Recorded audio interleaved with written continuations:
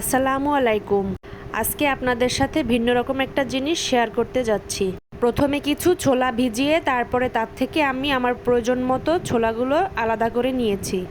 খুব সুন্দর করে শুকনো করে মুছে নিয়েছি। অনেকেই হয়তো বুঝে গিয়েছেন এটা কি করতে চলেছি। হ্যাঁ, আমি সুপারফুড মাইক্রোগ্রিনসের কথাই বলছি। শাকসবজির বীজ থেকে চারাটা যখন 7 থেকে 8 দিন বয়স হয়, ওই অবস্থাটাকেই বলা হয় মাইক্রোগ্রিনস। এটা মূলত 5 থেকে 7 সেন্টিমিটার দৈর্ঘ্য হলেই খাওয়ার উপযোগী হয়। 2 দিন কাপড়ে মুড়িয়ে রাখার পরে এভাবে গজ বেরিয়ে গিয়েছে।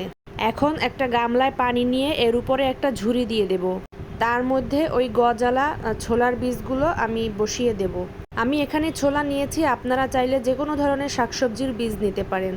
এটি খাদ্য হিসেবে মাইক্রোনিউট্রিয়েন্ট যুক্ত, যেমন এর মধ্যে রয়েছে আয়রন, জিঙ্ক, ক্যালসিয়াম, পটাশিয়াম, নানা ধরনের খনিজ উপাদানে ভরপুর, তাই একে সুপারফুড হিসেবে চিহ্নিত করা হয়েছে।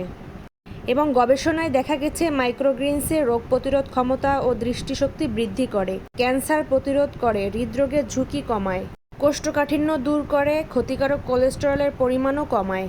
তাই তো কাঁচা অবস্থায় সবচেয়ে বেশি ভিটামিন পাওয়া যায়। এই তো 7 থেকে 8 দিন পরে বীজগুলো এরকম অবস্থায় এসে দাঁড়িয়েছে। এটা একদম এখন খাওয়ার জন্য উপযোগী হয়েছে। এখন আমি সবগুলো বীজই কেটে তুলে নেব।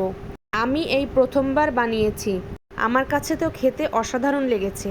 কোনো প্রকার মাটি সারের ঝামেলা ছাড়াই শুধুমাত্র পানি দিয়ে এরকম সুন্দর যদি সুপারফুড পাওয়া যায় তাহলে আর কি লাগে।